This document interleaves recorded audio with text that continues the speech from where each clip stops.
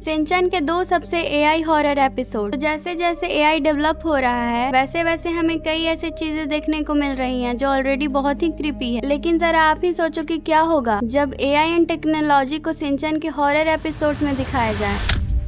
तो हमें यहाँ पर एक रोबोट को दिखाया जाता है जो कि सिंचन को ढूंढने के लिए ईयर 1997 में आती है। इसके अगले ही सीन में हमें सिंचन को दिखाया जाता है जो कॉमिक ढूंढ रहा होता है। तभी उसके ऊपर कपड़ों का ढेर गिरने ही वाला होता है कि वो अपना कबर्ड बंद कर देता है। फिर हमें सिंचन के साथ उसकी फैमिली को दिखाया जाता है जो कि डिनर कर रहे होते हैं। तभी अचानक से उनके डाइनिंग टेबल पर रखे खाने के ऊपर एक बिजली जैसी कुछ चीज गिरती है और उसमें एकदम फ्लैश लाइट में वहाँ पर एक आदमी अपीयर हो जाता है, जिससे कि सिंचन की फैमिली पूछती है कि तुम कौन हो और यहाँ कैसे आ गए। जिसके बाद वो आदमी अपने आप को फ्यूचर का कजामा बताता है, लेकिन सिंचन और उसके मॉम डैड इस बात का सबूत मांगते हैं। तभी वो फ्यूचर का कजामा वहाँ पर पड़ी कॉमिक को देखकर कहता है कि देखो ये मेरी ही कॉमिक है। सिंचन उससे कॉमिक लेकर बोलता है कि नहीं ये मेरी कॉमिक है, मेरे दोस्त कजामा ने मुझे दी है। फिर फ्यूचर का कजामा बोलता है कि हाँ पगलू मैंने ही ये तुम्हें दी थी। फिर दोनों इस बात पर लड़ने लगते हैं, जिसके बाद सिंचन की फैमिली ये सब देखकर उसको फ्यूचर का कजामा मान ही लेती है। इसके बाद कजामा उनको सारी बातें बताता है कि कैसे 2025 में कंप्यूटर शैतान बन जाएंगे और मनुष्य पर राज करने की कोशिश करेंगे। जितने भी लोग उनका विरोध करेंगे उन पर रोबोट हमला करेंगे और फिर एक हीरो आएगा जो कंप्यूटर को वापस से कंप्यूटर बना देगा और वो हीरो तुम होगे सिंचन। कजामा की बातें सुनकर सिंचन के मॉम एंड डैड बहुत खुश हो जाते हैं और पूछते हैं कि वो कैसे होगा। तब कजामा बताता है कि सिंचन रोबोट से बहुत ही अतरंगे क्वेश्चंस पूछेगा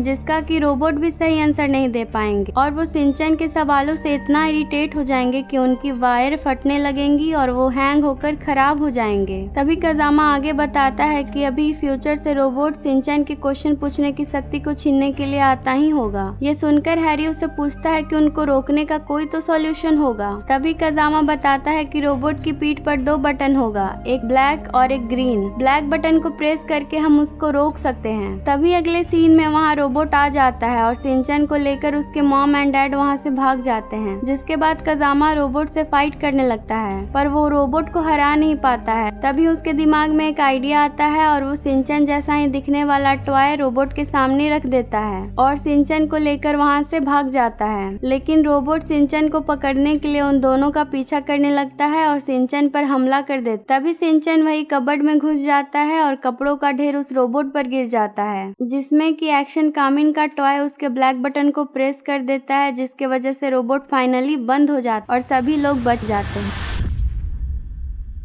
तो हमें यहाँ पर प्रिंसिपल सर को दिखाया जाता है जो कि बोलते हैं कि आपको तो हवा खाने में बहुत ही ज्यादा मजा आता होगा, पर क्या आपने कभी सोचा है कि पंखे को कैसा लगता होगा। जिसके बाद हमारा ये एपिसोड स्टार्ट हो जाता है जिसमें हमें सिंचन को दिखाया जाता है जो कि गार्डन में आता है। यहाँ पर ये पंखा पड़ा रहता है। जब सिंचन उस पंखे को देखता है में से कुछ अच्छी वाइब नहीं आती है। जिसके बाद पंखा अचानक से सिंचन की तरफ मुड़ता है। तब सिंचन भी उस पंखे से हवा खाने लग। जैसे ही सिंचन आ की आवाज निकालता है पंखा भी हूबहू वही आवाज निकालता है, जिसको देखकर शीरो डर जाता। इसके बाद पंखा जोरों से हिलने लगता है। इसके अगले ही सीन में सिंचन घर जाने लगता तो ये पंखा भी अपने आप ही उसका पीछा करने लगता है। फिर हमें सिंचन के साथ उसकी मॉम को दिखाया जाता जो कि हिमावारी को क्लिनिक लेकर जाने के लिए रेडी होती है और सिंचन से कहती है कि या तो तुम हमारे साथ चलो या फिर यहाँ रुककर नैनाको का इंतजार करो। जिस पर सिंचन बोलता है कि नहीं मैं नैनाको दी के साथ घर पर ही रहूंगा। अब इसके बाद मिसाई वहां से जाने के लिए दरवाजा खोलती है तो वहां पर ये पंखा खड़ा होता है जो कि सिंचन को गार्डन में दिखा था।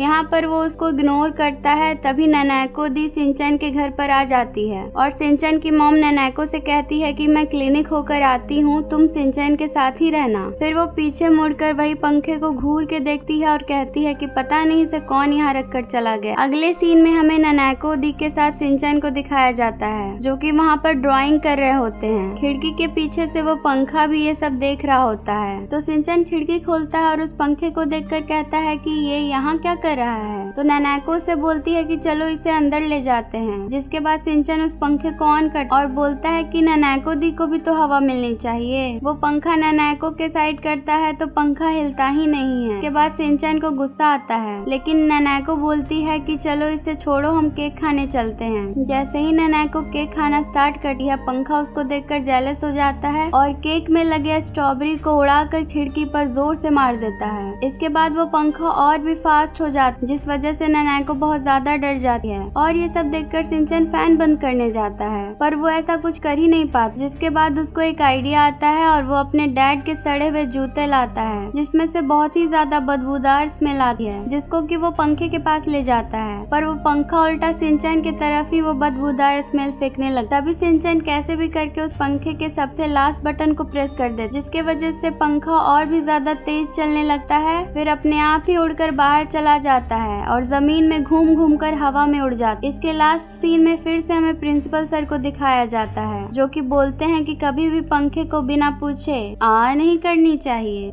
मैंने सुना है कि YouTube का AI इस वीडियो को देख रहा था और जो इसे एंड तक देखने के बाद भी लाइक और सब्सक्राइब नहीं करेगा उनको। और इस वीडियो में मैंने शिनचैन के सबसे फनीस्ट कॉपी के बारे में बताया है।